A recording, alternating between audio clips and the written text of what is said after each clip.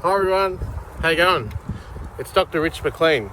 You know that crazy guy who's the pedophile and the rapist and the extortionist and who's totally delusional. That's me. It's pretty profound what I'm going through. You wouldn't believe that a conspiracy to pervert the course of justice is happening. It's documented by authorities, but no authority is prepared to cross the floor because it'll cost the government and other agencies and powerful people their jobs, and it'll get me over $6 million. Have a fucking listen. Now, this is Dave. He's from Dandenong Mobile Support Team. And he's tasked as a nurse to get in contact with me and come to my home. And he's supposed to acknowledge my mental health concerns, and he's supposed to care for me. It is within his remit to care for me. And he represents Dr. Annabelle Wyoming, I think her name is. And she's my treating psychiatrist who's missing in action. And David is his name. I don't know his second name. And also, this implicates the other treating staff members, such as Linda Davis from Dandenong MST. And I must mention Dylan Darmage, the psychiatrist who's the registrar. He's actually been pretty good in that he's now acknowledged and asked HCF and AFCA and the workplace minister Danny Pearson to get back to me, because it's indicative that their refusal to acknowledge me and blacklist me is causing me harm, and it's affecting my mental illness. Now, there's only one way that can go, two ways that can go. First of all, AFCA has to acknowledge Dr. Dylan Darmage as a medical professional. And that medical professional has now stated as fact that AFCA's inability and HCF's inability to even communicate with me and to redact all my prosperity is causing me damage, and it's undermining my mental health. That's a report from a treating doctor who's involved in my care. And I salute Dylan to be courageous enough to send those emails. What that's done is create a situation whereby these companies and institutions are liable for the harm that's happened to me, and that includes a suicide attempt, which was deemed fatal. It implicates them in the damage that is done to me, and it describes in detail how their continued non-acknowledgement of me is causing me harm. Now, I absolutely know what's happening for me. I am me. I know what's happening for me. I've got a self-reflexivity beyond compare, and the powers that be, including Dandenong Mobile Support Service, or Mobile Support Team, are absolutely being unethical in their non-acknowledgement of my distress. And further, they're causing me harm because they're not providing me with the medication that I need because I've got a diagnosis. Now, Dr. David Horgan diagnosed me with ADHD and praised my treatment on ADHD medication, dexamphetamine, because it was proven with facts and demonstrable things to be a really great benefit of my life. Now, while I was on dexamphetamine treatment, I did a master's degree. I wrote and illustrated a children's book and fundraised for the Royal Children's Hospital. And I went on then and completed a doctorate degree, and I've got my PhD. And in addition to that, I published a book, which was a narrative on my entire life's work with art. And I then went on, started my own business. And from my own business, I ran my own business for 2 years, and that was before I was blindsided by a conspiracy that devalued me and really caused me that my work was not to be acknowledged, and it was ineffective in helping my clients with their VOCAT cases when my own VOCAT case had failed. It's a pretty wild ride. Have a listen to Dave, the treating nurse from Dandenong MST, coming into my home just before. I acknowledged to him that this conspiracy is occurring. The service has acknowledged that this conspiracy is causing me harm, and there has to be an end date to that. Like, it can't be made to go on. I've given Dave evidence of the conspiracy to pervert the course of justice, which victimises me and which goes all the way to the Office of Prime Minister and Cabinet and is directly linked to my relationship with former ASIO employee Steve Iasonidis, who I was engaged to. And in addition to that, it's also framed by my malpractice case against the GP, Dr. Whitaker, and his lawyer, Mr. Ball, was a powerful lawyer who informs government policy and advises the Ombudsman. Now, I'm a failed whistleblower at the Ombudsman, and he informs that service. I also, in my whole 50 years, have not been able to get a lawyer, and this has caused immeasurable detriment, financial loss, the loss of all my property and my possessions, and it's caused my health to suffer. Now, I went on to say to him that if I die, if I kill myself from this vile victimisation in which I've been scapegoated from the entire Australian community of lawyers, politicians, and even my family, then the coroner is going to have to investigate the reasons for my death. And I've already published on my website the reasons why I'm victimised, how they've done it, how it's all linked up. And that is going to be provable. It's provable now, but if I die, they're going to have to investigate it. And Dave of MST will be complicit in that conspiracy because of his refusal to act. And Dr. Annabelle Wyoming, I think her name is Wybell, my treating psychiatrist, will also be implicated.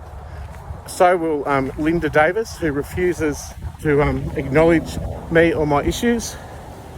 And basically, I'm left with nothing else in the world apart from me and my beautiful dog. Hello, Crystal. She's awesome. I'm pretty good, actually. Compared to what's happened to me, I'm pretty chipper and I'm in a good mood because there could be a way out for me today. Now, this is the thing. Dylan Darmage even emailed Workplace Minister Danny Pearson and said to him, there's an injustice occurring, and that injustice is that his work cover hasn't been paid, and it wasn't paid. Now, there's two parts to that. The federal court is satisfied on evidence that I provided them that I, an employee of the DSS. However, the government knocked back my work cover because they're saying I'm not an employee for the purposes of the SRC Act. So the government said no, and then they had a government lawyer, Kate Watson, to defend that very statement. And it took 2.5 years, went to the AAT, and I predicted that I would lose this way back in 2021 when I emailed Michaelia Cash, because I'd lost $1.5 million settlement at the Australian Human Rights Commission, who now refused to acknowledge me, and also that I was banned from AFCA, and that led to over $2 million in deficiencies of payments that I would have otherwise been paid. Now, yeah, it's a pretty wild ride, and I'm pretty well. I'm just chipper. I'm just publishing my findings and expressing myself, because the one last thing that I have in the world is sentience. It's all I need. I'm very grateful for it, and I will win either way, and I will win with your help or without your help.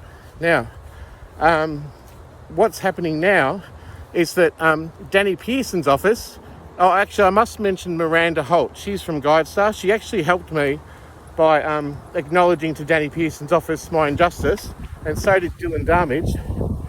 And now the government, Danny Pearson's office, the workplace minister, has called WorkSafe, where I was banned from contacting them, and they called me and said there's a potential settlement that hasn't been paid, and we're working now to get it resolved as quickly as possible. This is a different tone to it than me trying to get compensation, rightful and just and fair compensation from many places. It means that the government has now done a 180 and it's coming from the top down to me, and they're trying to sort out my issues. So, on the premise of that tone of what's happening, you would think that they're aiming to try and get me a settlement of some sort. And the settlement's regarding a 2004 impairments benefit claim, and that's with Northwest Area Mental Health Service regarding a psychological injury I had at the time, psychiatric injury. And it's different this time because I am actually considered a worker for the SRC Act, so they can't use that one on me. And in actual fact, there was a injury at that time from the incredible stress and having to face a mental health system which didn't acknowledge me and I couldn't gel with. And this is provable in my video that I'm just about to share with you. Now, if that impairment benefit is judged by DXC, the insurer, as being 100%, then I'm going to be in receipt of over $730,000. And that's a lot of money. It's also the only money that I've ever got, in all of my injustices. And it seems to me that this is different this time in that the head honchos in the government are now saying, well, look into it, sort it out as quickly as possible, because the government are well aware of my injustice, and every public service official who's paid over $500,000, who's high up in the government, are not going to dob on their mates or cause issues for their peers by highlighting my injustices. It's as simple as that. It's about money. Now, I'm receiving that call today from Steve at WorkSafe, and if I get an acknowledgement that they determine liability, and even if I got a 10% liability, which is obvious, that would be $70,000. That would really be helpful for me. And you know what? It just remains to be seen, doesn't it, that will this conspiracy hold up to its brutal oppression of me, and will they find a reason not to give me this impairment payment? And further, if they do give me an impairments payment of some sort, will that be the end of it? We'll have to wait and find out. But for now, please lock yourself in your seats and have a listen. Here's Dave, a mental health nurse from Dandenong Mobile Support Team, and he's tasked to look after me and look after me framed by my mental illness and my concerns, which the mobile support team have acknowledged, but which he won't acknowledge. And he asked me what he can do, and I clearly outlined to him, this is what you do. You call HCF for an update, or you call AFCA for an update, or you call Gabriel Williams, the local member for Dandenong, for an update, or you report my human rights abuses by Tash to the Australian Human Rights Commission, or you ask the Office of Prime Minister and Cabinet about my freedom of information. You could always go and email Steve Iasonidis, the man who's underpinned my destruction, and just asked him, like, we've got the evidence that you were together and bank accounts in your name together, and you were together for 5 years working for ASIO. Gee, isn't it strange how you've been so silent this whole time? And did you know that you're causing him harm? Well, sadly, all the public officials and government agencies, know that they're causing me harm. They absolutely do. They love it. And you know what? I love pointing it out, because if anything happens to me, they're all liable to be sued or held to account for their role in a conspiracy to prevail the cause of justice and the vile victimisation of me. Come on.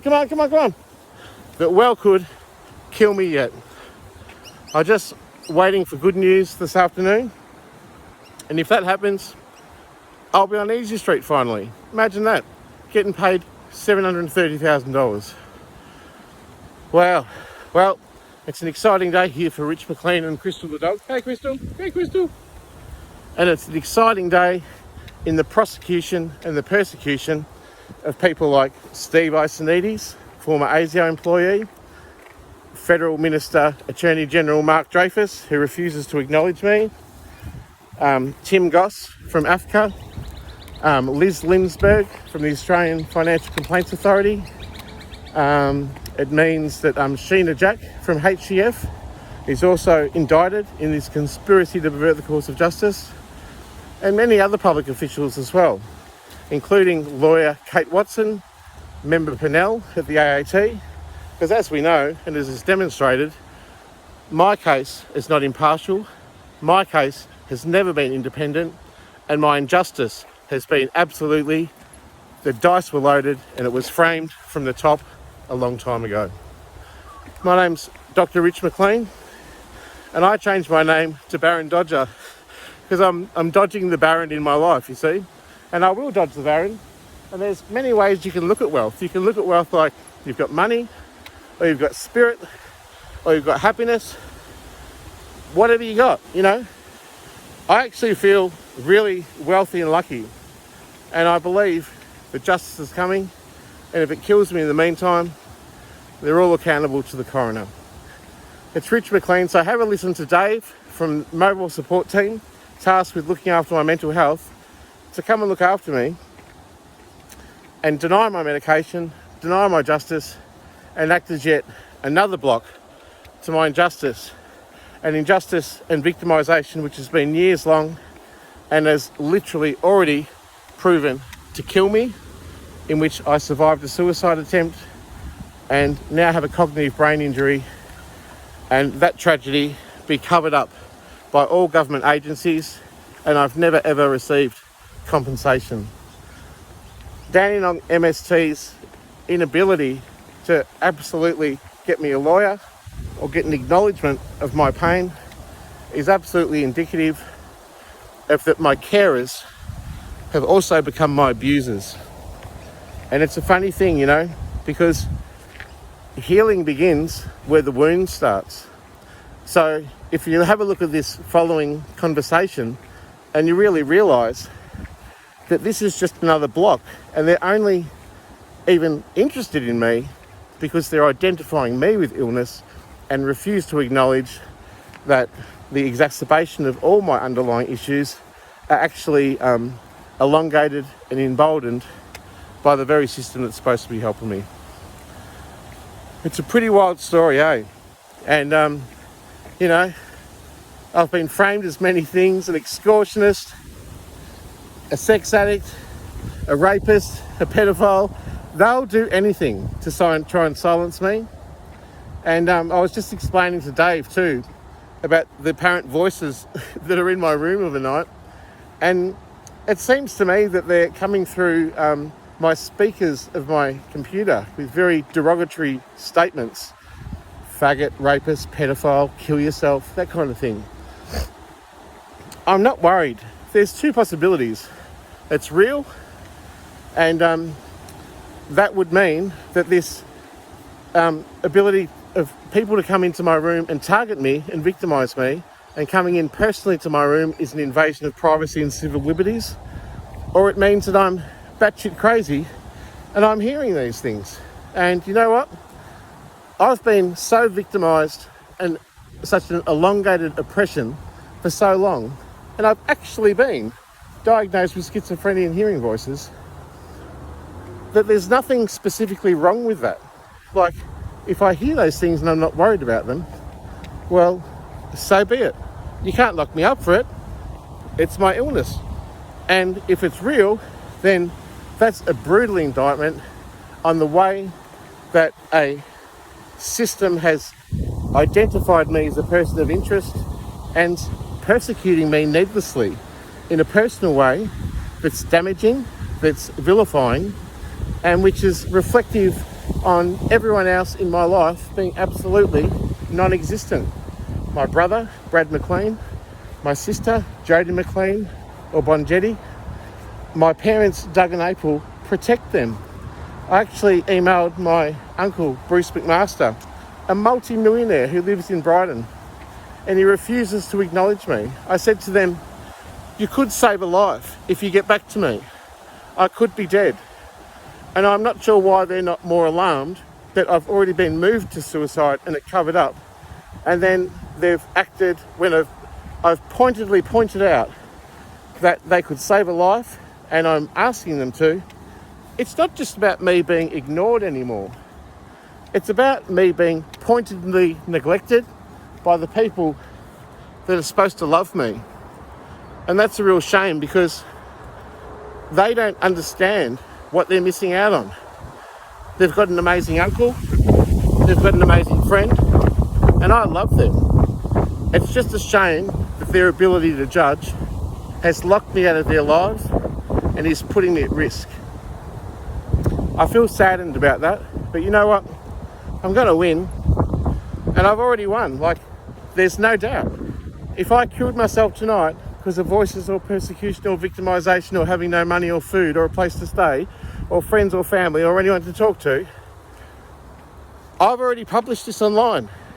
It'll be answerable to the coroner. There's no other way. Alive or dead, I will get my point across. And it's a sad thing that I'm having to publish all this on YouTube, because if you had a friend to talk to, if you had a family member to confide in, you wouldn't have to have a YouTube channel, would you? It's pretty wild, the amount of persecution and this toxic scapegoating of me has been incredibly efficient. And it's detailed by powerful people with wealth and privilege and with political power.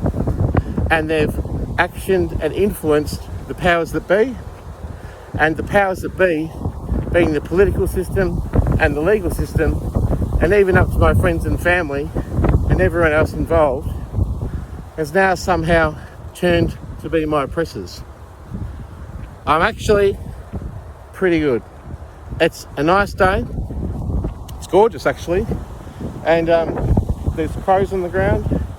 I had some larks, so I think they were not magpies, but they were minor birds, and they were barking outside this morning. It was great fuss. How funny is it that when the mental health nurse came to my house, he goes, "What do you do to have fun? Like, why is your life enjoyable?" And I said to him, "I like to get baked and fuck." How good is it? It's fucking black comedy gold. And he goes, "Well, I appreciate how honest you've been with me." I'm like, well, fuck. What do you want me to do? You know, and it's funny too, because when people are victimised and their human rights are denied and their worth is so limited and distinguished and reduced systemically by people and family and friends and stuff, you would turn to drugs, wouldn't you? But the reason I do is, of course, because my dexamphetamine's never been given to me. And it's been proven and praised by Dr. David Irvine that this is really important for me. So, you know, I'm living in a big fucked world, and I acknowledge that everyone else has got problems. I really do. They've all got their own problems. They don't have time for mine. But you see, if you tolerate this, you could be next. I'm a normal, everyday guy, and I'm kind. I reckon I'm funny. Millions would disagree. And I've got a doctorate. Now, you don't get to have a doctorate by not having some profound critical thought evaluated by a whole panel of people who are judging on your ability to critique society and to actually make a statement that contributes to knowledge. And it's really remarkable that this has been utterly swept under the rug, and even the university and Maureen Ryan and Karen Charman know what's going on, and even they won't acknowledge it. And that's what happens when you start to owe powerful people money, because no one who earns money wants to be responsible for calling out the conspiracy for fear of repercussions. And that's been a real problem for me, that no one will stand up for me. But now that Tash, my NDIS worker, has acknowledged that there's a provable conspiracy to pervert the course of justice, that I've never been able to access the law, and that I'm needlessly victimised and financially abused on a government level, on a personal level, and even on a private level in public companies, it's not sufficient that the Australian Human Rights Commission don't investigate that. And they've blatantly said to me, they won't. You wouldn't read about it. Anyway, it's Dr. Rich Mclean, whatever reason you hate me for, feel free to hate. I'm not worried. You know, I'm the pedophile, I'm the rapist, I'm an extortionist, I'm a sadist, I'm fucking, you know, all these things which I'm argumentative. But you know what? If I don't argue this, who's going to argue for me, you know? So I'm standing up for myself. I'm here, I'm queer. I'm going to drink a beer, if I had one later on. I'm here with Crystal. Crystal, come and say hello to the people at home. Look, isn't she beautiful? Oh, go and have a look. Ah, what a beautiful girl. And we love life, we love all of you, and you know, at the end of the day, this is going to be exposed, and it's like already been exposed, and I reckon they're going to try and either frame me with a crime I haven't done or already admitted to, or they're going to try and lock me up in a psychiatric institution because they're saying that I'm delusional and crazy. But it's not me. I'm the right one. I'm the one with the ethics. Ethics means to do no harm, and great harm is happening to me. I did this in a doctoral study. I'm not an idiot. It is actually happening to me. Oh, anyway, look, it's a beautiful day. I'm just down near the creek. There's some ducks. Look at the ducks. There's ducks. Life's going on. In death and life and everything in between. I'll be dead one day. This will be acknowledged, and justice will prevail. And if it doesn't happen in this life, framed by man-made law, it will happen by spirit law. And I just say, even if the ASIO came out and blew my head off right now, it's been an absolute pleasure to act as a catalyst to highlight all your deficiencies. And I've loved fucking all the people, and I've loved being in a family and society. There's good things, there's bad things, there's all sorts of things.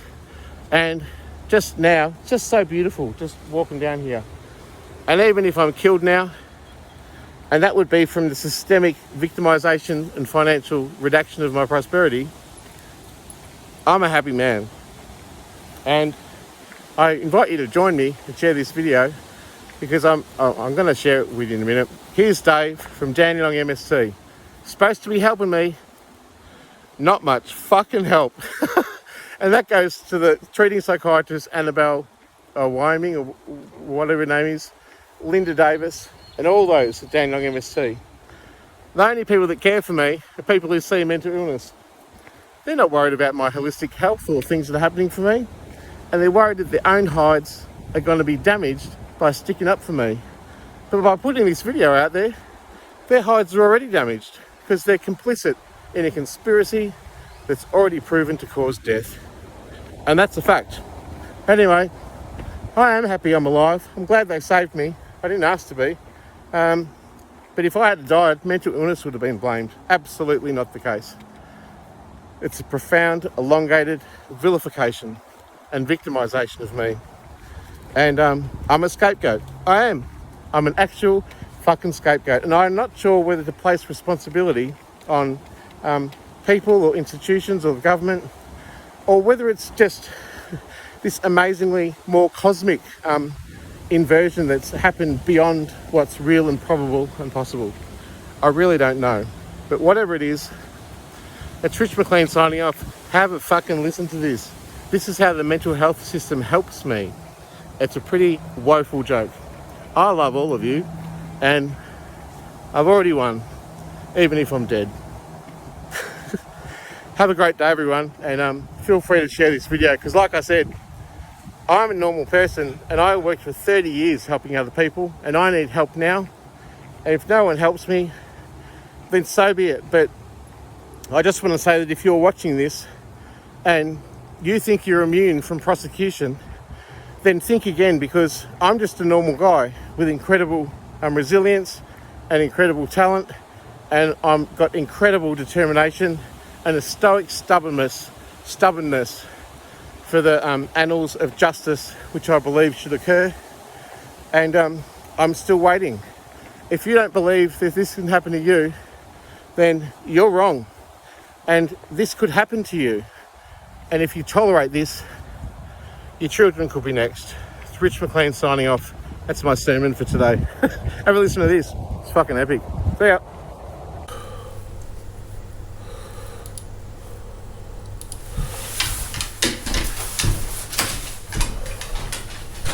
How you going, David? Hi, Richard. How Come are you? in, quick. The dog will get out. Thank you. Oh, that's a beautiful one. She is Crystal, isn't beautiful. it? Crystal, yeah. Yeah. How you going? Hey, Crystal. How are you? That's right. Smell the back of my hand. It's all right. You're beautiful. She knows it too. She gets away with it a lot. Do you want to come over and sit over the I table? bet. Yeah, sure. I've got a thing that I don't know whether anyone ever spoke to you about. Yeah. Whether you felt like it.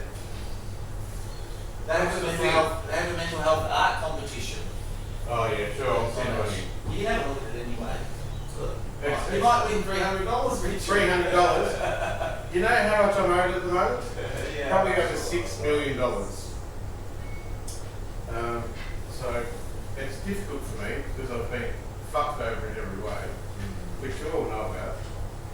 Yeah, sure, I'll do that. I just sort of bring it for you. Yeah. So Dylan said I think he emailed you at 11:30 on Monday is the tribunal. Yeah, I just got a reminder on the phone then. Yeah, cool. The other thing he wanted to know was he said something whether or not you would give consent for medical treatment. That's fine. I don't care. Yeah. I don't care. Yeah, it just isn't. Yep. And things like that. And at the moment, it's very if you like all of that, there was a booking in that And about 1:30. yeah. And sorry, I'll just let you So get 1:30, yeah. a few things out. 1:30 Monday. Yeah.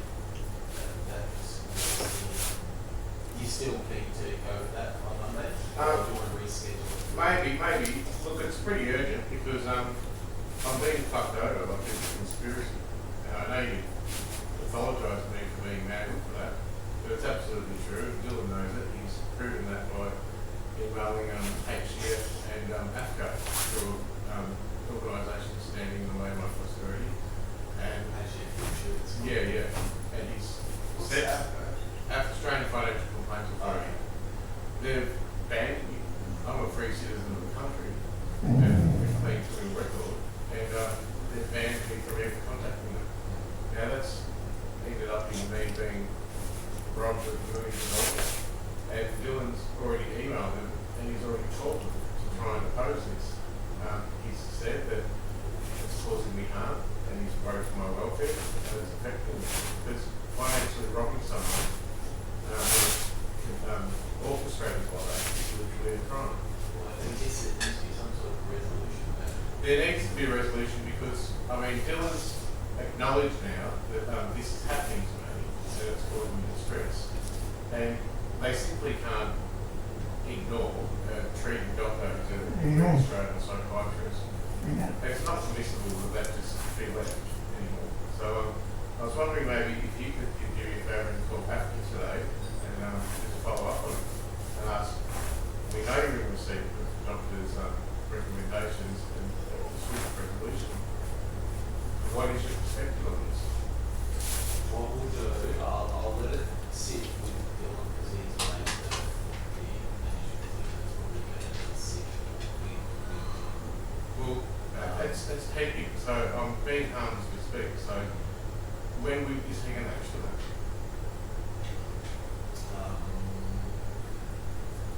I'll have a word today. Today. Yeah.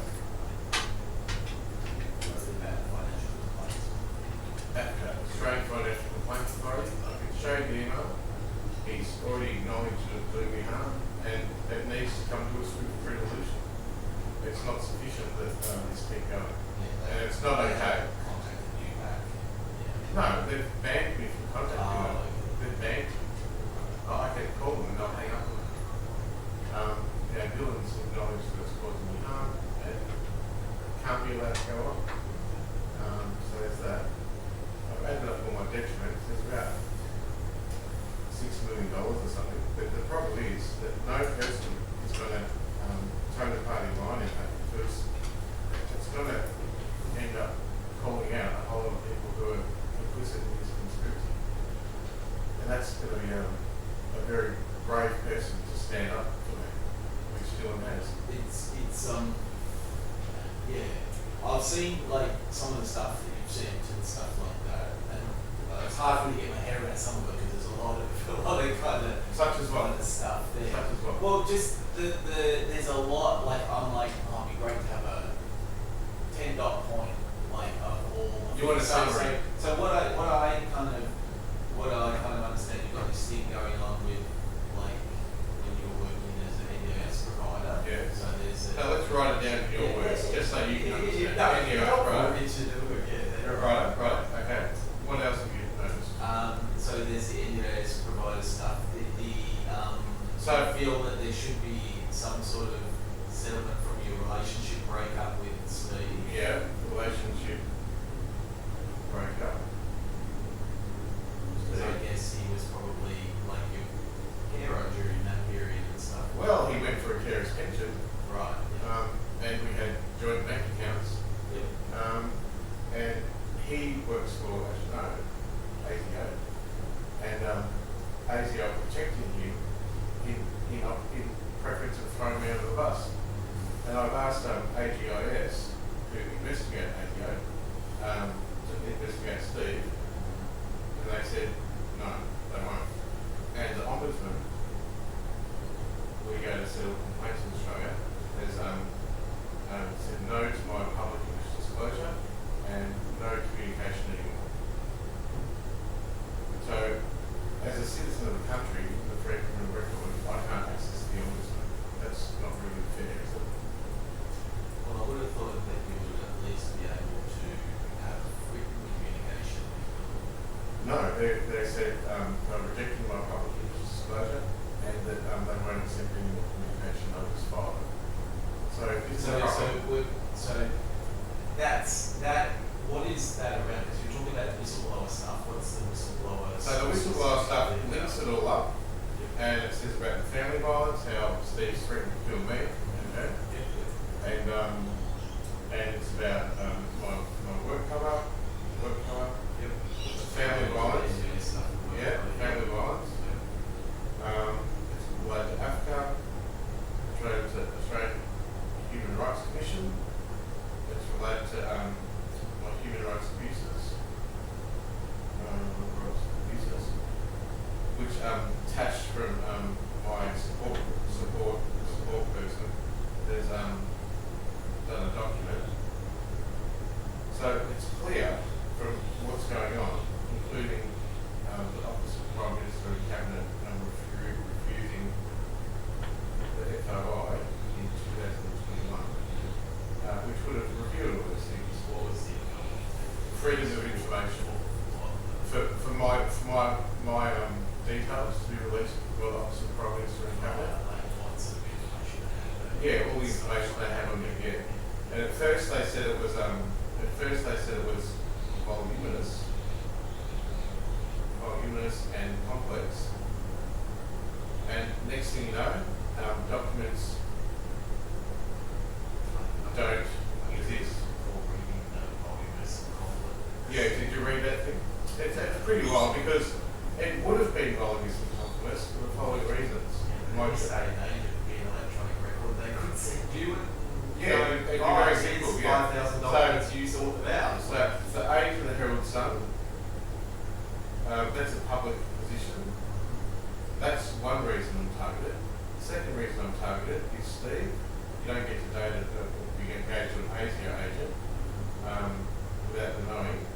So that's the second reason. The third reason is the recovery of your book. And that's the third reason. And what was the fourth reason? My public profile of speaking. Yeah. Yeah, so I've spoken from Parliament to Dubbo to Waterfall. So obviously, if I was going to get a freedom of information from here, it would have revealed all this stuff. And I mean, what's the reason they're not giving it to me?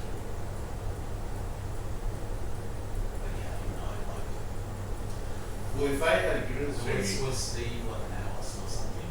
he was the project manager with ASIO, and he Too much what he did anyway. he couldn't, and he worked under David Irvine, the head of ASIO. And so the Office of Prime Minister and Cabot's refusal is complicit in this conspiracy of silence. So the other thing is, lawyers, in all my years, and I'm 50, I've never had one.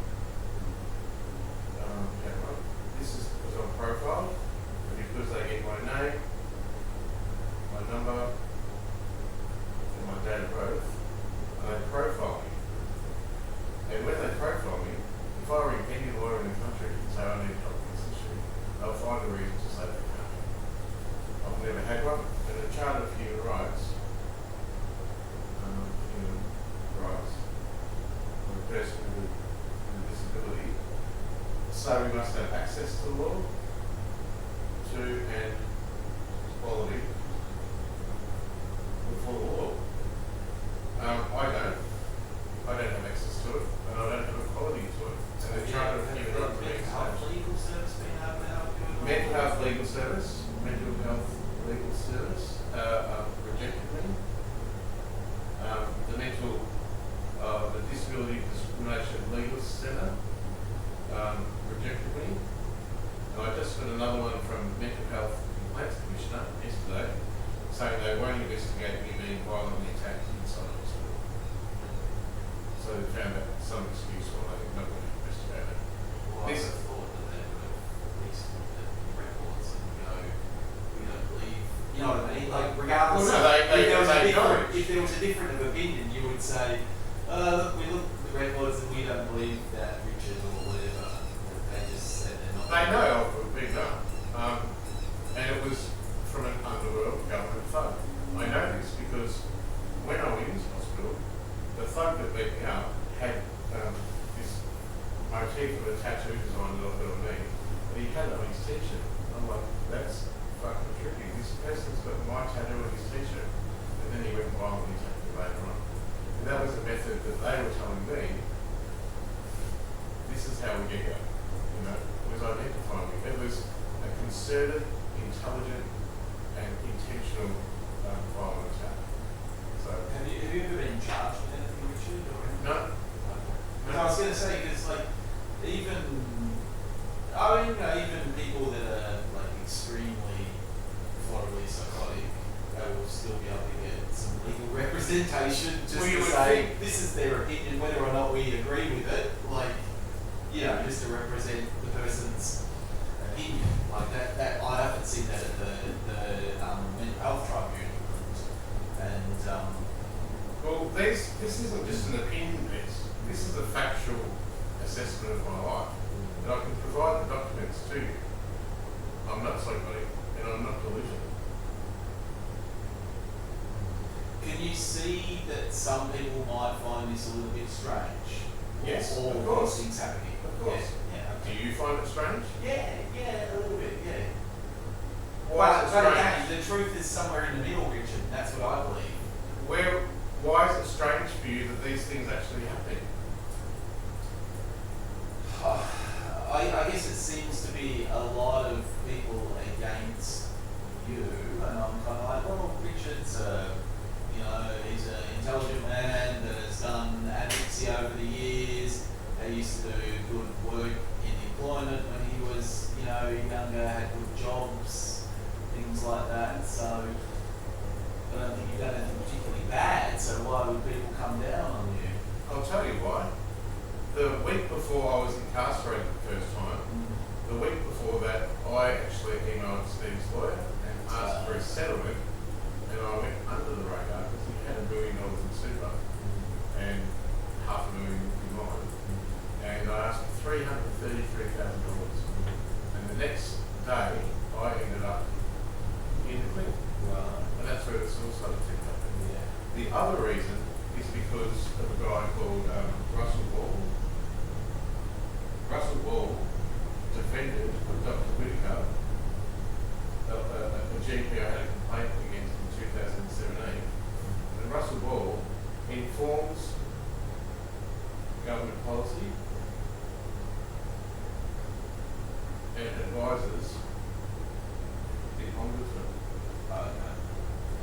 And he silenced my evidence that I had of Dr. Whittaker doing malpractice to me, that Health Complaints Commissioner, Mental Health Complaints Commissioner, the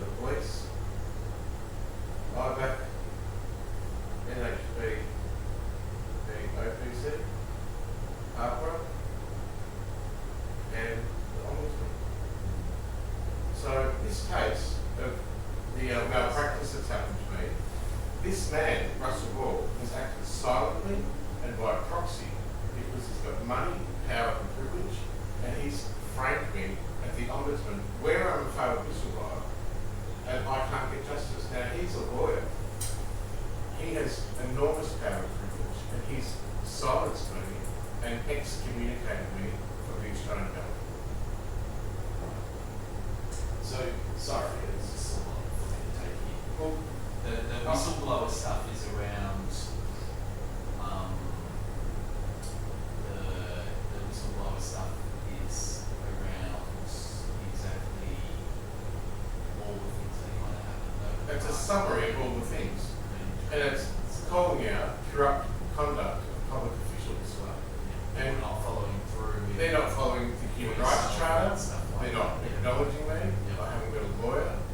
I haven't got my compensation. I've been financially abused, and all this has really forced me to suicide. And now, it's not hard to see that there's a cover-up. I'm owed a settlement for a cognitive brain impairment which was acquired whilst I was caring for me. And that from Werribee Nursing Hospital is now covered up at HCC, mental health complaint commissioner, the police. Everyone knows that I attempted suicide, and it's not because of mental illness. It's because I was vilified, and no one wants to believe me. You're feeling completely persecuted. I am. I'm not feeling it. I am persecuted.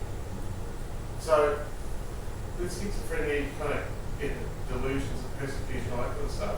It's absolutely not the case that these are delusions of persecution. This is factual information, and it's happening to me. And they're setting it up like that and exploiting my mental illness. And I can show you a document from the Herald Sun from 2004, and they got my book and they Yeah, I put my remember words you on talked it. about that. They did a Defamatory heading. title. 3 weeks later, I lost my job at the age. Yeah. I was there for 5 years. Yeah. It's a public lynching. And you know what? Everyone knows. You know, the Mental Health Service knows, Dylan knows. How can I get myself over the line? Because this will kill me. If I don't have food, if I don't have money, if I don't have justice, if I don't have equality before the law, if I'm redacted all of my prosperity, and no one will stand up for me, and I'm totally isolated, my parents don't talk to me, my family don't talk to me, and the only people I have to rely on is the Mental Health Service, which has been tasked to look after me, and I've clearly stated in many emails this is happening for me, and it puts me at risk, which Dylan has acknowledged. If I was to die tonight and suicide, then I've already published my eulogy because they will cut my body from the bag and burn it. No one cares for me. It's really a terrible situation. Do you have any siblings, Richard? Yes. You don't have any real contact with them? No, they've excommunicated me. I can show you an email. I begged them for help. I said, you can save a man's life. I need your help. Help me. But they didn't. I can show that email if you want. It's going to be hard, like dealing with all of this, Richard. It is. But you know what? I'm strong. But if I died tonight and killed myself because I've got nothing, and this conspiracy's won, I've already published my eulogy, and I've already published all the people that have fucked me over, including all of these people, all the government departments. And what happens then if I'm dead? The coroner will have to investigate my cause of death. And it's already been documented why I've died. I've gone into great detail on my website to detail every single person. So what if I don't die? Someone has to stand up for me. I mean, at your age, it would have to happen anyway. Like even without mental health issues, like recognised issues at your age, you know, they currently have to be involved anyway. But they definitely have to be involved with people that are involved in the mental health service and stuff like that. Yeah. That's for sure. Yeah. With things, so feel like it's not like this is all going on, but as far as your pure kind of mental health stuff, From what I've had to deal with, I'm pretty. I don't have symptoms. Right. My symptoms are actual facts. Yeah. I'm persecuted. That is a fact. I get it. No, that's all this stuff. But what about, like, is in the past you used to hear voices and stuff in the No, past? I hear no voices Yeah. except for the ones that are played through my speakers on the TV, on the computer. Yeah. Because, see, this is your deficiency. It's not my voices. I hear things in my room, but that is because they're designed and played to be that way. It's persecutionary, it's profound, and it's torture. What is happening, and I know you don't believe it, and I know that you're saying, oh, he's hearing voices. I'm absolutely not. And I've got the evidence to prove that they're real. And I've got evidence of state or federal agents surveilling my house. Would you like to see that? They know where I am. Well, yeah, I believe Yeah, they do. They didn't know where I was, but for my rent certificate, they absolutely knew where I was. So they're watching. You're probably being watched now, are you?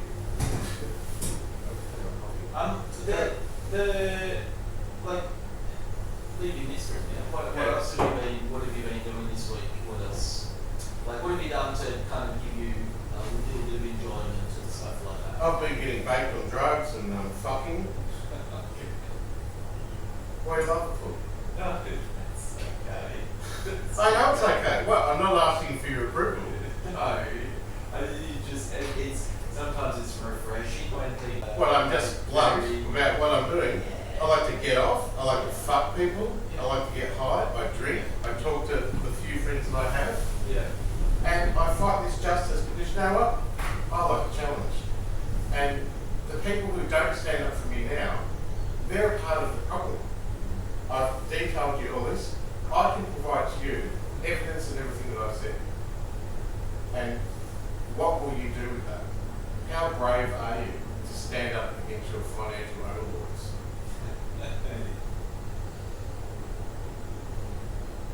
Will you be ringing AFCA if I pass you the phone? Will you call AFCA and say, you're causing rich harm? What's the story? Because I'm from the same service that Dylan's from, and he's acknowledged that harm's happening. Which is why I want to just go down the pathway of that and speak to Dylan, rather than have a whole lot of different people contact these services when it makes it almost a little bit worse. That doesn't make it worse. It'd help. It'd really help if you rang up right now and I got an answer. But you won't. And you're framing it like it's going to harm me. It's not. You could help me right now by calling AFCA. You could help me right now by calling Gabriel Williams, the member for Dandenong, and I can show the email I sent to her, and she refuses to acknowledge me. Can I ask you to call Gabriel Williams now? I want to know a bit more about it. Okay, I'll send you the email I sent to Gabriel Williams. If you could just simply ask, are you going to acknowledge Dr. Mclean's email? That would be helpful. Why is it the remit of me to educate everyone about the conspiracy when their reluctance to even look at it is part of my problem? You know? Yeah, to get the acknowledgement back at least to say, Dylan, please will get back to you in 3 weeks, or we'll receive your email. I've got one of those already. The time has passed, and now there's no result. I'm literally a person with his human rights being abused that Tash has signed off on. My human rights are being abused. I can't specify that enough. It's not just me saying it, it's been observed by someone else, and you're not stupid. You know it's happening too, and you absolutely know that I'm being victimised, systemically and politically. But you're still willing to talk about my voices and how unwell I am. No, that's there, which is more just taking a little bit of focus away from that. The other thing, so Dylan told me there was a second opinion, and They've upheld that I need to be on the treatment order.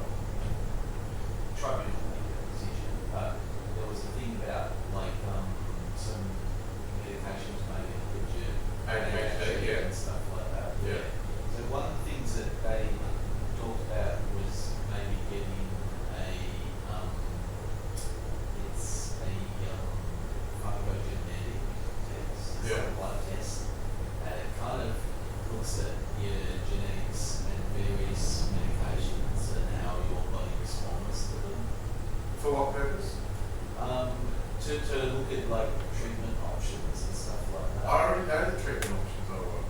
It's already proven that I performed incredibly well doing a master's degree, a doctorate, and running my own business for 2 years, that this medication works for me. That is evidence. We don't need a test to do that. What needs to be done is the doctor needs to come to the party and actually do her job and care for me and take my opinion about my own care into consideration. It's not happening. And I've emailed Dr. Whiteberg numerous times over weeks, and she's refused to acknowledge me one single time. Well, now, under the Mental Health and Wellbeing Act, which is going to be in a few weeks' time, and they still need to act on it now. Tell me about that. Is that they do need to actually, like under that, I'm still getting some stuff in my head around some of the changes, but under it, they actually have to officially respond to the second opinion. Who has to respond? The psychiatrist. Yeah. Well, that's what the second opinion person said. She must legally acknowledge what I've I suggested. actually think legally they double check, but I think legally they have to do it in writing, writing, like. Look, Dr. Lyman is a very conservative, frigid, non-sexual woman, and she's very traditional, and she's not willing to go out and win, and she doesn't want to call out the overlords that she works for, because if she does, that's worth about $7 million for me. I've got the evidence that I've been consciously and maliciously redacted over $7 million. I have that evidence. I've shown it to you. She's not willing to cross the floor. This doesn't become about a patient and a psychiatrist and a treating team. This becomes a game of political intrigue and power games. She refuses to get back to me, and she's acutely aware that this stuff's going on. Why? Well, yeah, she said need to get back to you, and she has to need to respond to you with like that's the opinion and everything like that, and the reasons for the treatment decisions. When a human rights abuse is happening on her watch, she has to acknowledge it. It's not permissible that she don't. And I've given the evidence to Dylan, and I've emailed it in numerous times. It's not permissible. I say that again. It's not permissible that she doesn't acknowledge that my human rights are being abused and that I've been needlessly victimised and robbed. It's not okay. It's not okay that you don't acknowledge that. Is it? It's only the second time I've been here, Richard. I know there's excuses, but look, I'm coming forward with the facts.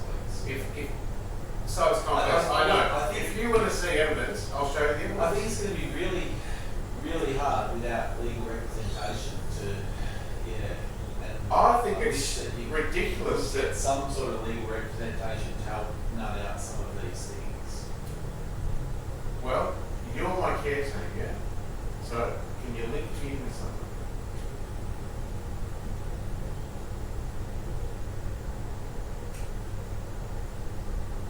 I don't know.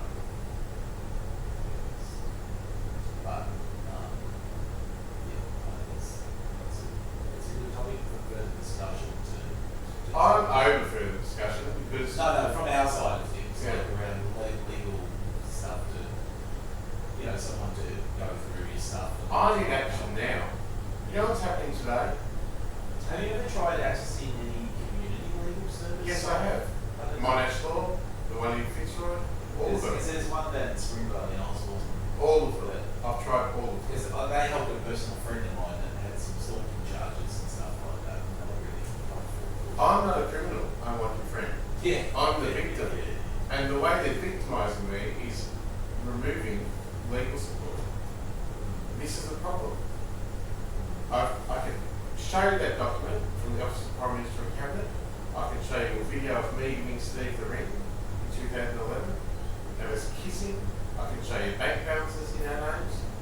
This issue here and this issue there has flow-on effects for all of my issues. I saw on one of your things, Richard, on a video, I think it was like I don't know, it was What are you doing? with Steve.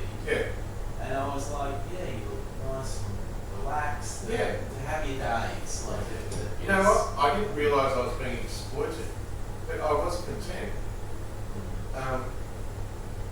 If you want to get me back to those days, then you need to acknowledge that that exists. I'm actually pretty happy. I have fun. I've got a free life. I don't even work. And you know what's coming to me? Millions of dollars. And you know who's going to stand in the way as dog's balls standing out as part of my oppressors if they don't act, is Daniel Lewis. If you don't act on this, I will win anyway. And then when I get my millions, I'll identify how you've further oppressed me. And if I can take legal action, I would. I'm not insane. I know exactly what's going on. It's just your deficiency or your inability to act which is causing me further stress.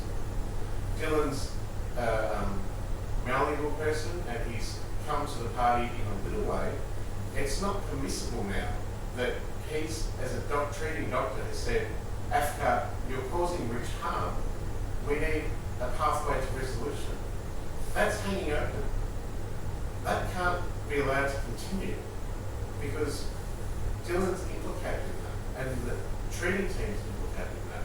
I've expressed with evidence so many times this is happening to me and it's just not acknowledged. The whole world has been really late to the party on this. It's not me who's delusional, it's the inability or the they can't or they won't intervene from your perspective. That's what it is. It's a really complex situation for me to get my head around it. Well, it's not my fault that you can't understand something. But I actually think you do understand it, but your hands are tied because you're worried about reprisal.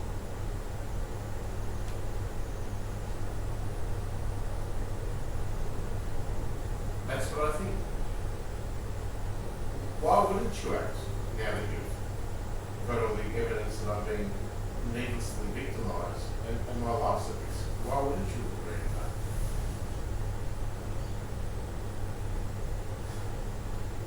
I'm just trying to hold you to account. Like, why wouldn't you? Because it's complex? Because you don't understand it? They're the reasons you gave me. It's not complex. There's a conspiracy. I'm being victimised. The system's already acknowledged it. It's not permissible this continue. Don't you think? What is the? I mean, there's so many parts of it. What would be the first outcome that you're trying to resolve? Okay, I'll list them. You can do them today if you want. AFCA, I need to get a resolution from Dylan's statement. I need that. That's one. Two, I need HCF statement, and that's from Dylan.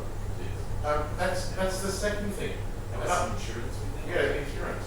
And I have the evidence that my illness was never an issue prior to 2021 from a doctor. I've got that document.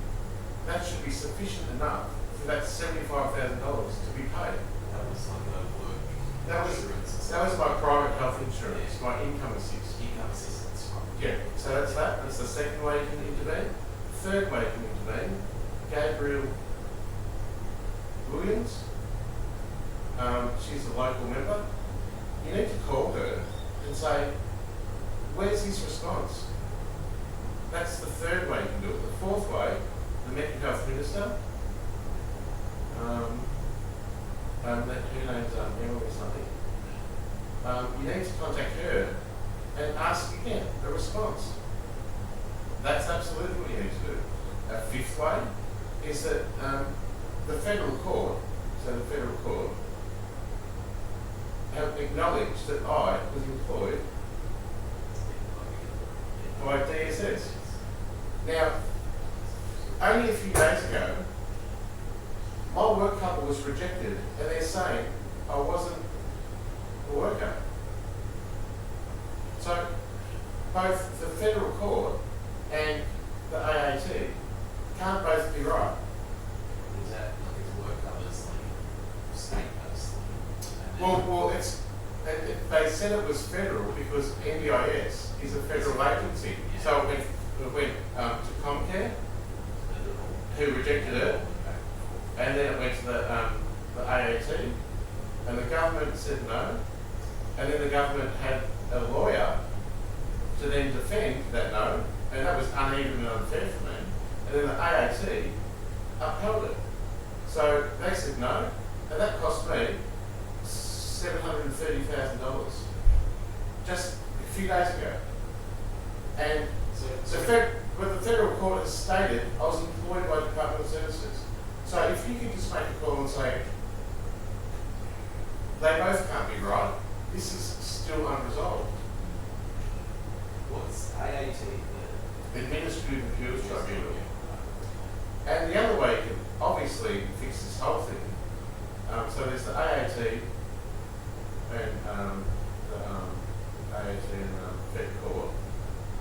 That's another way you can intervene. 6th way you can intervene. It's called the Attorney General, Mark Dreyfus. I know you're scared of Mark Dreyfus, but you could literally call him up. No. He's never acknowledged my emails. Maybe it was something I read that you did. I sent it already to the prior Attorney General with Kelly Cash. She told me to go to the same helpline. But she didn't intervene in the systemic corruption. And I predicted in 2021 that my AAT case would fail. That's because I lost $1.5 million at the Australian Human Rights Commission who won't investigate my human rights abuses. And I was banned from AFCA. That's another statutory agency under the Attorney General. So if you can just call the Attorney General today and say to him, Rich has had problems with AAT, Comcare, the Ombudsman, AFCA, Australian Human Rights Commission, and what was the other one? I can't remember, but even those ones. And collectively, my non-acknowledgement from all these government agencies has cost me over $7 million. I can show you the sums. So if you could just call Mark Dreyfus and just summarise, and I'll write a statement to say, I'm calling on behalf of Rich Mclean, I'm part of his care team. He's shown me evidence that he's lost the AAT, Comcare, the Ombudsman, AFCA, and the Australian Human Rights Commission, and he needs an acknowledgement from the Attorney General for his issues. If you could just say that, that would help. I need to discuss it with the training team. You're scared, aren't you? Don't be scared. I need to discuss it with the training team. I've been straight up with you, mate. I'm being straight up with you. Yeah, You could help. You could help if you want. I'm asking you. I can hand you the phone. I'll give you the number. Yeah. Can Richard McLean please get an acknowledgement from your office? That's how you help. You ask me how you can help. That's how you do it. And I just get blocks all the time. I've got another block from you now. What can I do? What are you scared of, mate? I need to kind of get my head around. I need to discuss it with the team, Richard. What team? Who? Annabelle? With Dylan and Annabelle. What's your role again? Can I ask? What's your qualifications? Sorry, my Yeah. I am a registered nurse. Yeah. And I have some postgraduate qualifications in that. Are you a peer support worker, or are you're one of the same ones? You're one of the same ones on that side of the fence, Yeah. and you're here to do what? To pop in, just see where you're at, travelling, make sure you know about the hearing and stuff next week, Richard. Plan for Annabelle next week. Well, that would have taken about 2 minutes. You could have done it on the phone. And to hear a little bit more about, because like I said, Linda's told me some things, I've read some things and stuff like that, and to have a bit more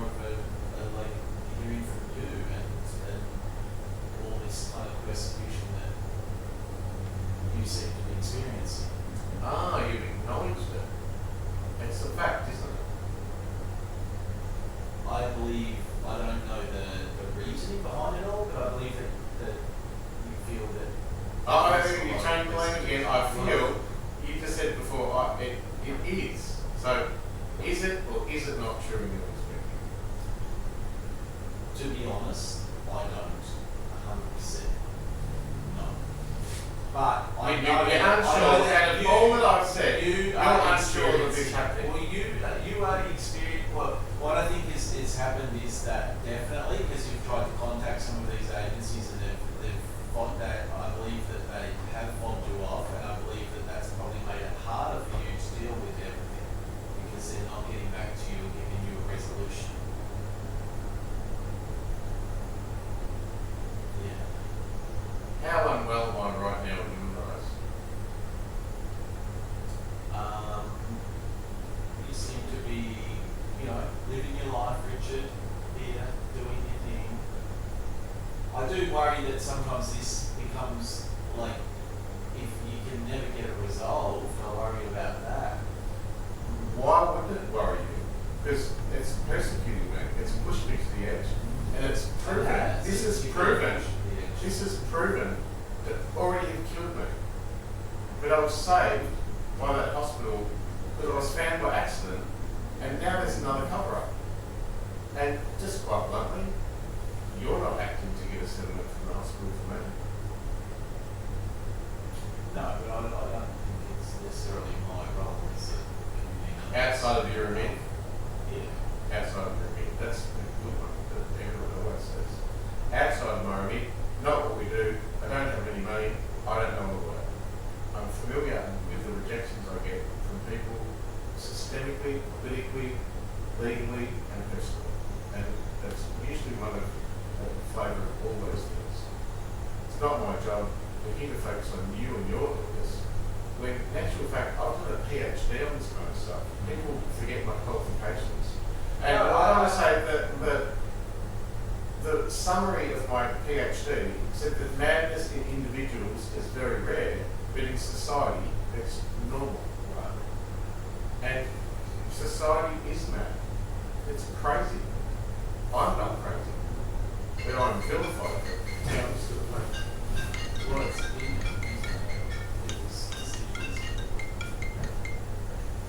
Hello?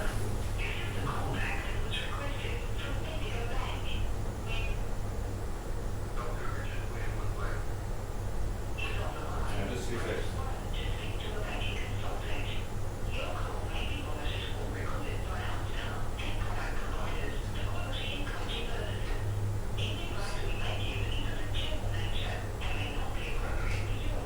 It's beautiful, isn't it? Sorry? Oh, from the puppy. How old is she? She's 4. 400.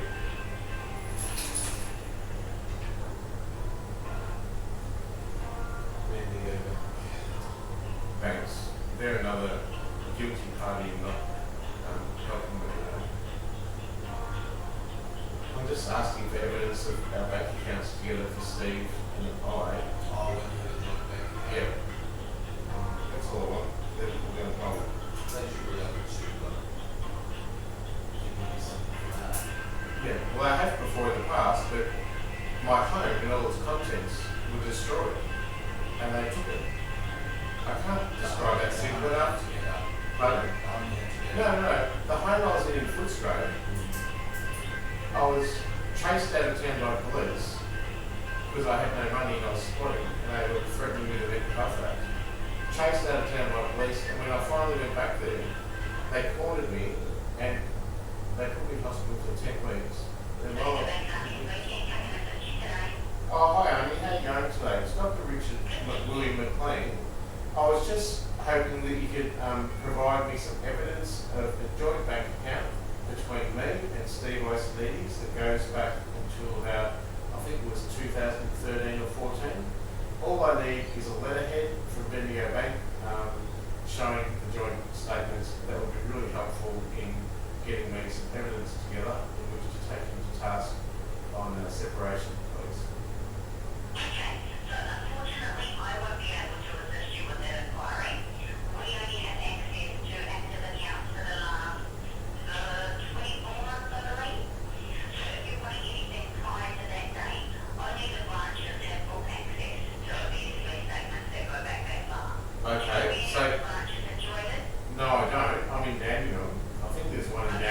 check?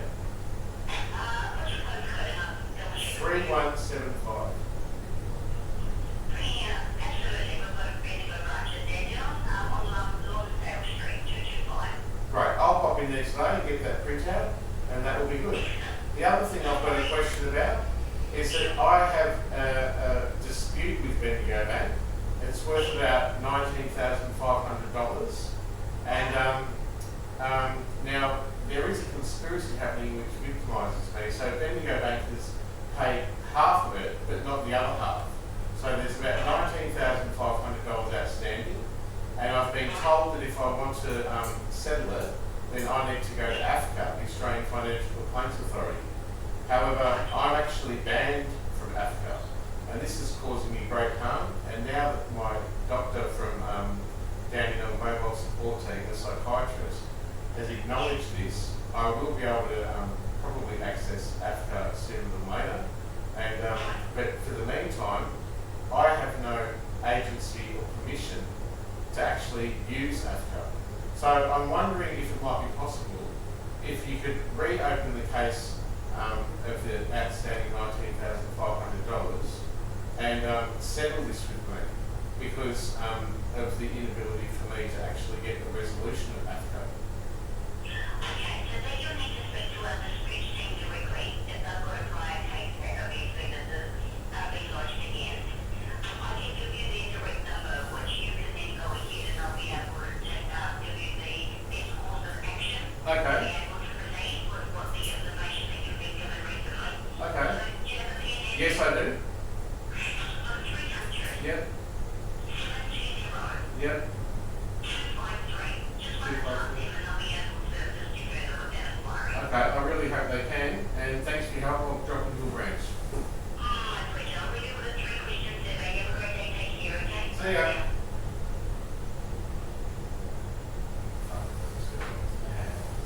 Why do you call up them for help and then they make you work? Like filling out their forms. Like, go fuck yourselves, you know. I feel like they're a lot. Go fuck yourselves. That's how I feel about the world. Go fuck yourselves. And this is clear this is happening to me. And still you've come into my home, I've been honest and transparent about what's happening to me, and I'm still met with a block. And my initial reaction is, sorry, go fuck yourself. You can understand from my perspective, can't you? I can, Richard. Sometimes I think if I was sitting there and you were sitting here, I would be feeling the same. So you can understand why I'm reluctant to believe that the powers that be, who are tasked with looking after me, actually They're actually- partly my oppressors. And actually trying to think of your best interests and stuff like that. Yeah. Well, they're saying they are, Yeah. but the very reasons, the provable reasons which are causing me distress, I've only been acknowledged by Dylan a little bit, but they've never come to a conclusion. Helping you with those. You're not helping. You're not helping. Dylan's done a little bit. No one's helped me. My life has been the same. I haven't got an extra dime or a cent. I think I've got some spaghetti and a couple of music bars, and that's in a positive thing. What's been added to my life. That's it. I haven't had the medication I want. I haven't had the advocacy that I want. I've been out of my location. It's just more oppression, it seems, in my perspective. Yeah. As far as the medication, you have enough medication besides The drugs. stuff, but you've got enough other medication and Yeah. stuff like that. Do you find that when you use drugs it helps you, like just relax and stuff like that? I don't want to talk about my drug No, use. that's fine. That's good. But I have fun, and No, that's okay. I use it as Sometimes- a way to medicate for the lack of the next amphetamine that I have. Yeah. And you're all aware of this. I'm not making it up. It's amphetamine-based stuff that I use if I would use, and this is a direct result of me not having access to my ADHD medication. Pharmaceutical medication that you feel will help you. But I've proven Well, it does help me. it's worthwhile, like Annabelle, contacting a past psychiatrist that used to prescribe it. I've already told to do that. I've provided the evidence. To me, that's what I think will be good. And then they can go, well, actually, Richard was managing really well until just a couple of years ago, sort of thing. Well, I've already provided that information to it. The doctor's name is Dr. David Irvine. He's in Kew, and he championed the use of dexamphetamines for me. He remarked how it broke through my depression, and how it cleared up my mind, and how I achieved extraordinary results in the PhD, high distinctions. He said it's an extraordinary result at a PhD level, and he praised the use of dexamphetamines. I can send you that number. Allowed you to achieve what you did. Really. Yeah. Okay. Yeah. He wrote you a letter about that, did he? Yeah. Do you want a copy of it? I'd be interested. Okay, let's go. If we don't have one. Can we just go on? You have You gotta go. because I have to take someone for a scan at 11. Yeah. That's all. So Well, how can I? maybe How can email I? it or Sorry, I didn't even offer you a drink. What can I do? What can I place in this space in the middle of us in which you can assist me? I think it's going to be a work in progress, Richard. I'm going to have a chat to Dylan about like what's happening with AFCA, what's happening with HCF, Yeah. your issues with the local team not responding back. Yeah. And just kind of get a bit of a picture of where they feel we can go from there to help Yeah. with that. Yeah. I need affirmative action, like a tangible response. You know, I can't just go. We've got to talk about it. We're going to investigate it. Things are in the pipeline. Things are moving. Yeah. They've been moving since February 2021 when I killed myself, and then there's been a cover up. Like they've been moving for 2.5 years. I've been homeless in the meantime. I've had nothing. My home destroyed. My rights taken, and my prosperity reduced from me. It's not okay that you look into things. I need an answer. Does that make sense? Yeah. Okay, well, I'll leave you with that. It's hard. Richard, I really appreciate you letting me come and have a little bit of a more. It's my sacred and stuff space. like that. I know. Yeah. And I do. I appreciate it. Yeah. I do. I know it's always hard.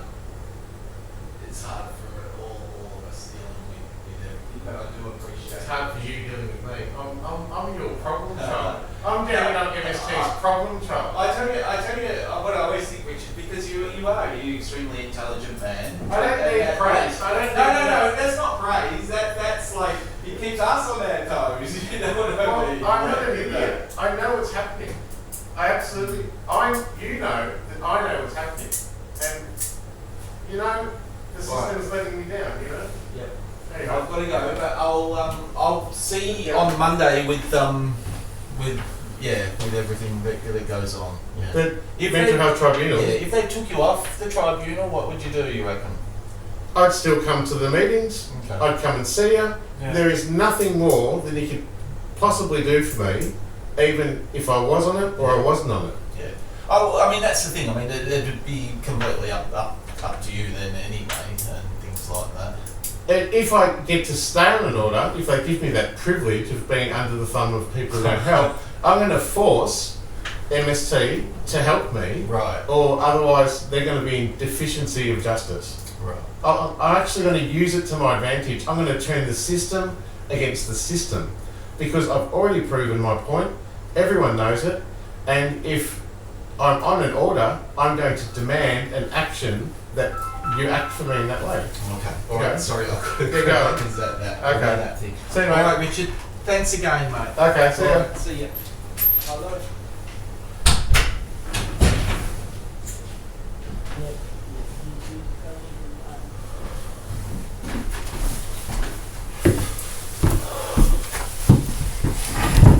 It's David from Dandenong MST. Good on you, David.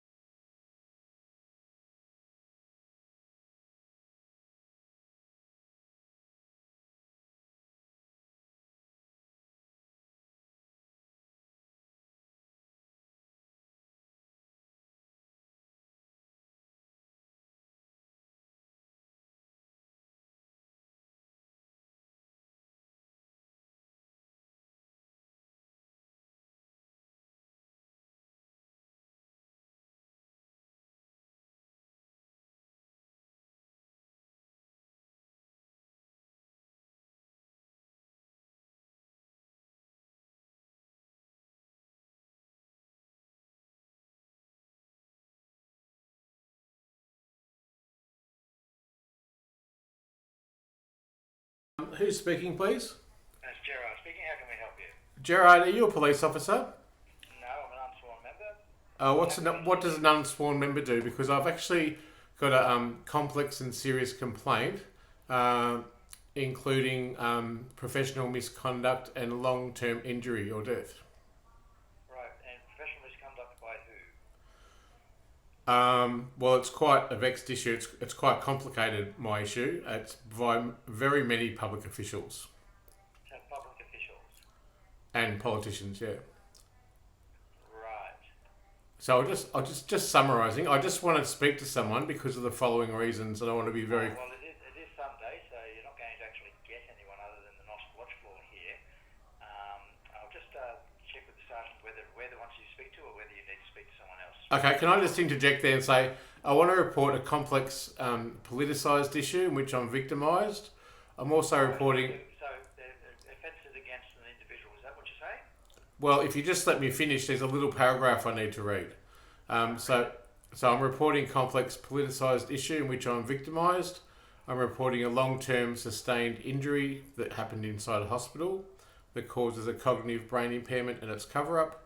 And I'm reporting victimisation causing psychological damage, property damage, and reputational damage, and detriment. That's because I made a complaint. And additionally, I'm reporting a complex issue of an actual conspiracy to pervert the course of justice. And I'm also reporting that I've been exploited and isolated victim of a persecution from the Australian government. You're alleging the Australian government is persecuting you? Yes, that's correct. Right. And what, the entire government? Well, it's not the entire government, but only the people who I've contacted, which includes the Office of Prime Minister and Cabinet. It includes examples such as I'm banned from AFCA. Includes such injustices as I've lost $1.5 million from the Australian Human Rights Commission, who threw out my case. And I think this all stems from a situation where my former partner is actually an ASIO agent, and he owes me a fair settlement from our time together. But the government's protecting him and his finances in favour of exploiting me as a mentally ill person. Right, just hold the line, I'll speak to the sergeant. None of these things would appear to be the matters that we normally deal with, so I'll just talk to the sergeant. It's an unusual situation, yeah.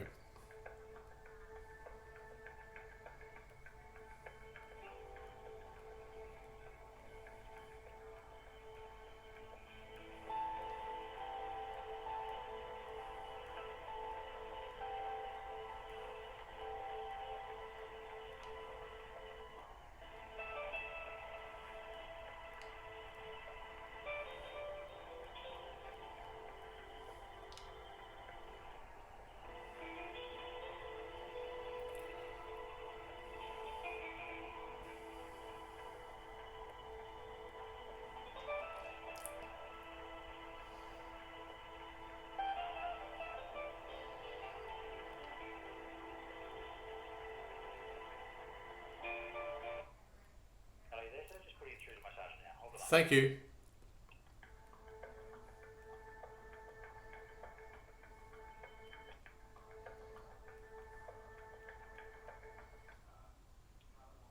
morning, North Watchful Sergeant. This is Russell. Oh, g'day, Russell. This is Richard Mclean. How you going? Good, thanks, Richard. How are you? How can I help you today? You can help me by having a little bit of probably a little bit lengthy conversation about a situation I've found myself in. At the start of this, can I just get your name and police number? Yeah, Sergeant Russell Cafer, 21130. 21130. Okay. Look, I'm ringing up today because I'm not aware of how to report crime or anything, and I've tried, but I'm reporting today a complex and serious complaint. That's included substandard care and professional misconduct. It's corruption of public officials, and it's resulted in a long-term injury and literally almost nearly a death.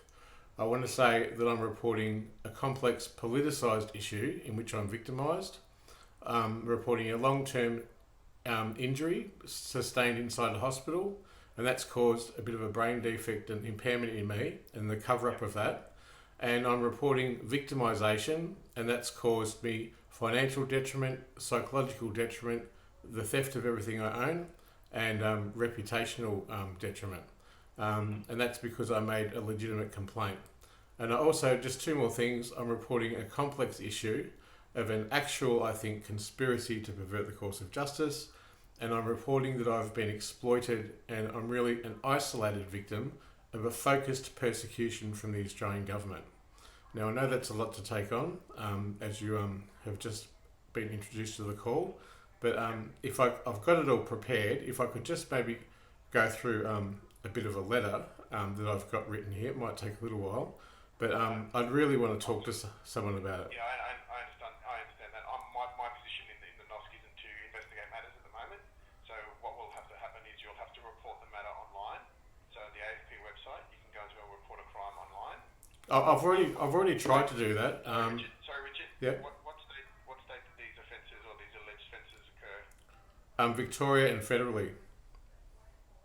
Well, Victoria. Do they all happen in Victoria? Or did they happen Well, it depends on who government officials are. I mean, the Office of Prime Minister and Cabinet refused my freedom of information, and I'm actually a well-known, celebrated author, and I would have a public profile in the government.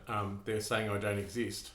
In addition to that, I've been banned at AFCA, and I've lost $1.5 million at the Australian Human Rights Commission, and I've also had not one but two work cover cases that have never been paid, and there's a lot of corrupt government officials who are covering this up. And in addition to that, lastly, I've got a former partner who was an ASIO agent, and he was a very wealthy man who exploited me, and the government are protecting his reputation and his wealth, so I can't get a settlement, and this is called family violence.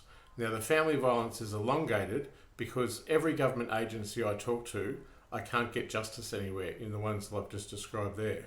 And he's never come to a settlement, and at the moment I can't get a lawyer, I can't go to police, and I'm a rejected whistleblower. So I'm in a very difficult position.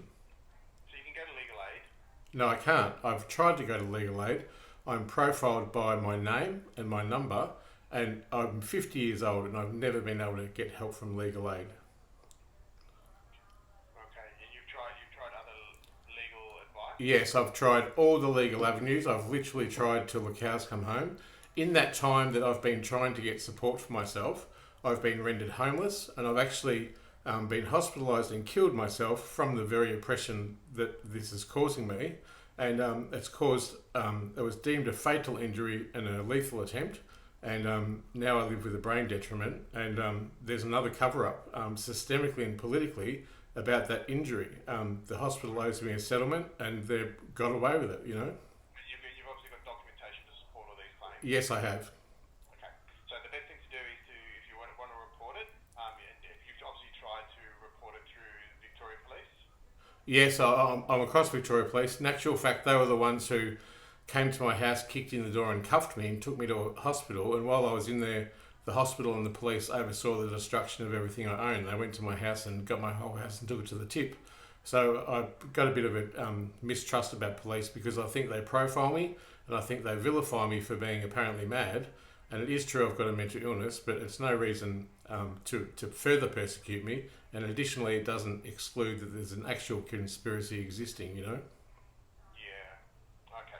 I don't believe police would turn up to a home and remove all of your property and take it to the tip for multiple reasons. They have. I'm not lying. I'm still talking. It's because we don't have the time to do those sort of things. It's probably the number one reason. So. All I'm saying is, whilst I was in hospital for 2 months, my former landlord, because I was squatting or haven't got any money from anywhere, went to my home and he cleared it out. He took the whole house to the tip. Richard, you just said to me police did that. Oh, sorry. I correct myself. I correct myself. I meant to say... Pardon? Your story's changing. No, I meant to say, and I'll correct myself, that I tried to call police when my goods were being destroyed, and they refused to go and stop him. But that's a civil matter. Okay, you understand how it might be my perspective that I believe the police have overseen the destruction of my goods because they refused to intervene as they were being destroyed, yeah? Well, no, that's not a policing matter. That's a civil matter. It's a civil matter between you and the landlord.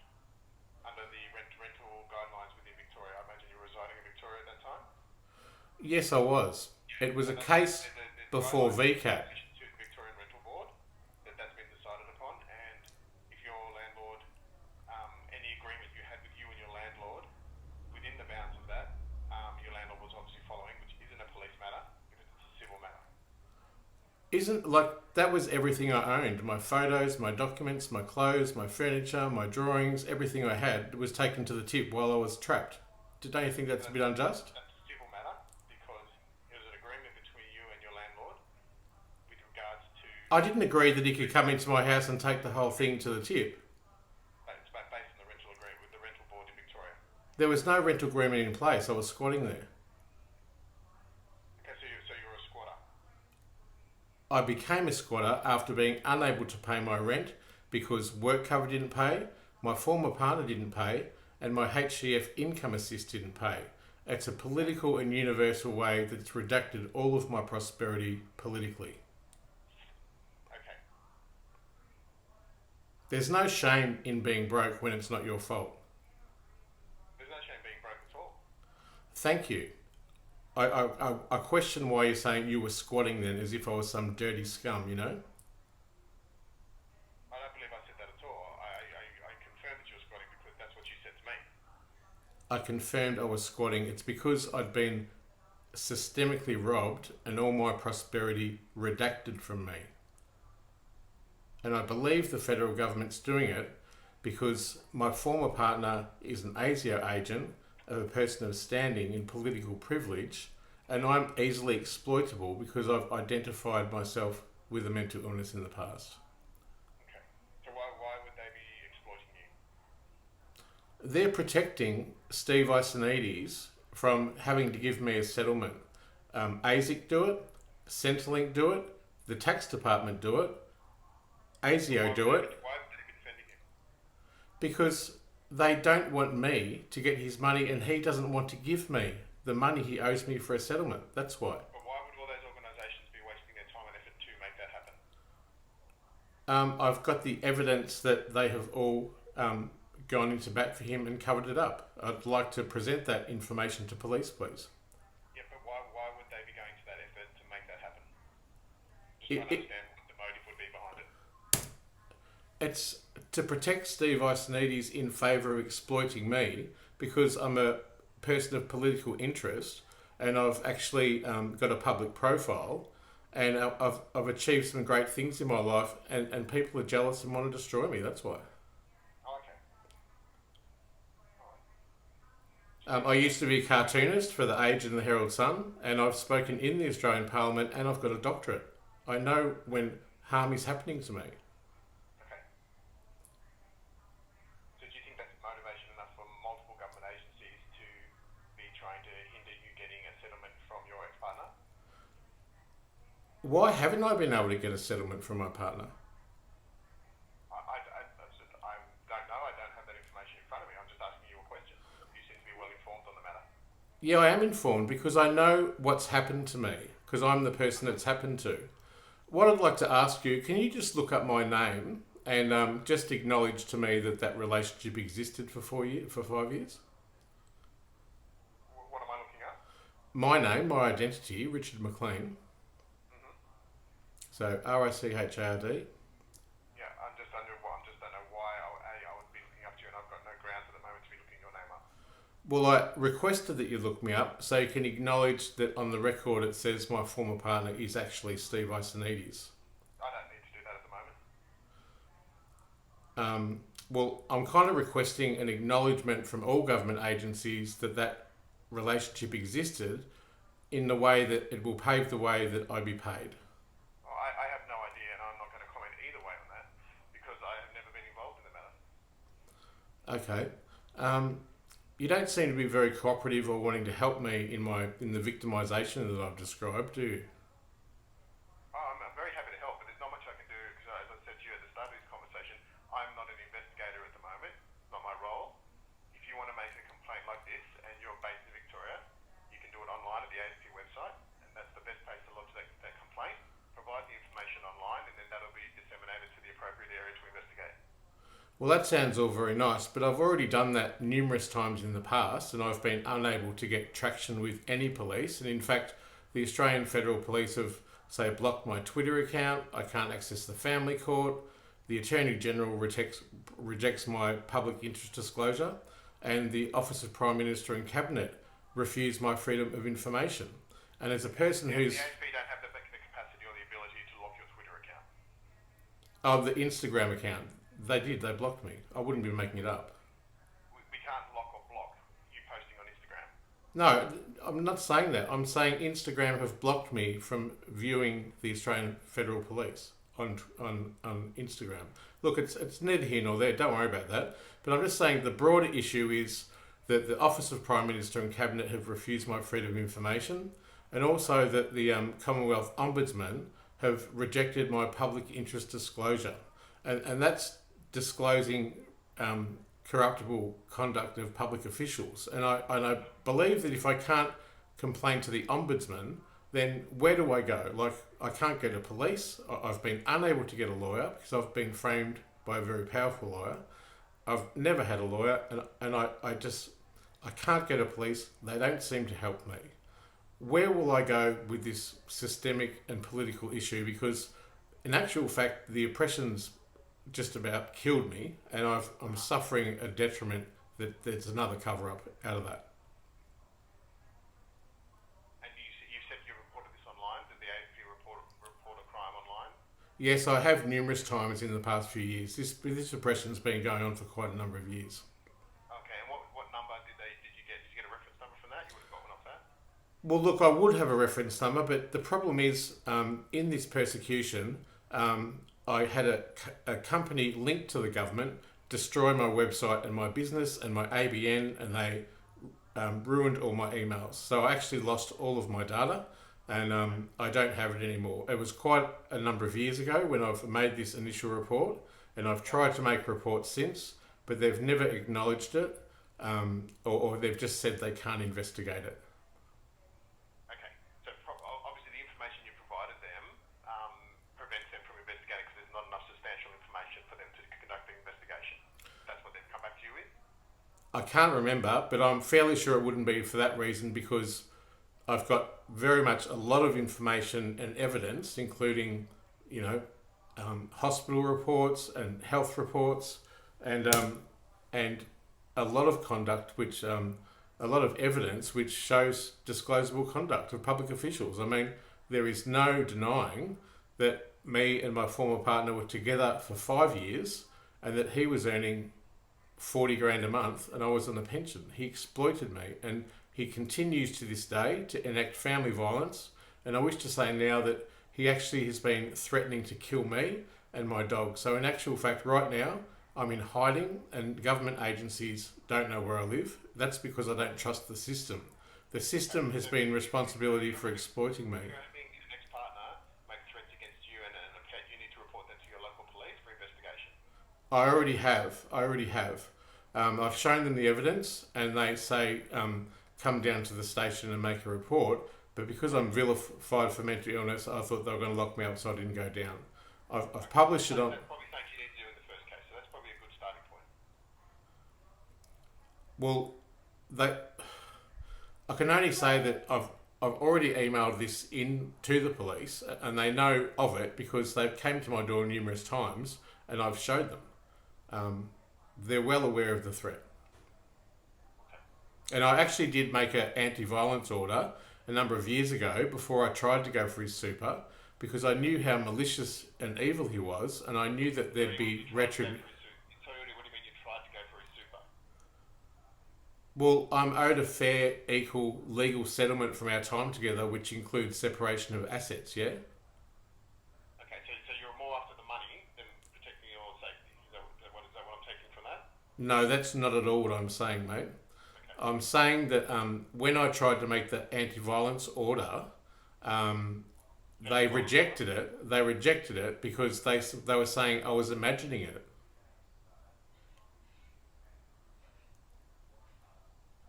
They said they can't investigate something or make an order for something that I'm imagining. Okay. And who said that? The person who decided the AVO. I can't remember now. You know what? I've got a bit of a cognitive brain impairment. It's a lot to handle for me. I don't remember exactly who it was, but that's the letter I got back from the place that makes the decision for the AVO. Okay, all right. Well, as I said, the best place to report it will be on the AFC website online. Provide as much information as you can on that website, and then that'll be looked at by investigators and then put to the relevant areas for investigation or to get in contact with you. Okay, I just want to say it's been really. It takes a lot of courage for me to speak up about this. With this victimisation I've gone through and this oppression, which I also feel is from police officers. And I just want to say that I understand the Public Services Act, and when you're employed by the government, you have to follow a Charter of Human Rights of acting ethically. And if it doesn't seem like it's a legitimate thing to just fob someone off somewhere else, I think it's appropriate that you say acknowledge, for example, that so many things that I've said in today's thing, threats to kill, you just tell me to go somewhere else. You know, I couldn't make that. Richard, as I said to you in the start, where you're calling now, which is the National Operations State Services Centre, our role is not to do investigations. It's to take calls like yourselves with other people who need assistance and direct them to the right areas. That is what I'm doing for you. That is my role. But it actually is examples of. Richard, I'm still talking to me. It is not currently my role to be a proactive investigator. It is my role to make sure the information that's provided to me is then passed on to the relevant areas. For that to happen, you need to report your matter online. I was under the impression that examples of Commonwealth crimes and report them to the AFP include fraud against the Commonwealth Government and theft from a Commonwealth Government. Yep. So I'm saying report it to the AFP, but you need to do that online. You're not interested in my story at all, are you? You're not listening to what I'm saying to you. I am not in an investigative position. Is it my confusion to think that under the Public Services Act, someone of a public service standing must act ethically and within the law? And I'm advising you on where you can report your matter. Okay, what do you think I should do if I report that matter and nothing happens, just like I've been to the Commonwealth Ombudsman and reported all this and still nothing's happened? If you're reporting the matter will be investigated if there's substantial information to investigate the matter. I've got plenty of substantial information. I've got evidence coming out of my arsehole, actually. That'll be determined by the investigating officers, not by me sitting on a phone call to you. Okay, can I just say though, I've already tried this quite a number of times, and I wanted to kind of speak to someone just as a kind, compassionate and reasonable person, and I'm just really trying to stand up for myself, and I've got all the information. Richard, I think that's great you're trying to do that, but you doing that over the phone to me and trying to get that information relayed to me across the phone isn't the right avenue to do that. Well, Can you understand that? well, I'm trying to report a Commonwealth crime, and I've just Googled it, and it says to call the switchboard and get help to make a report. Yep, and I'm giving you that help. You can report that matter online. Okay. Can I just say before I go? Yep. It's really difficult for me to have got any justice. Like, for example, the cover up with the brain injury and the suicide that I went through. It's difficult to get an acknowledgement anywhere that my former partner and I existed in a relationship for 5 years.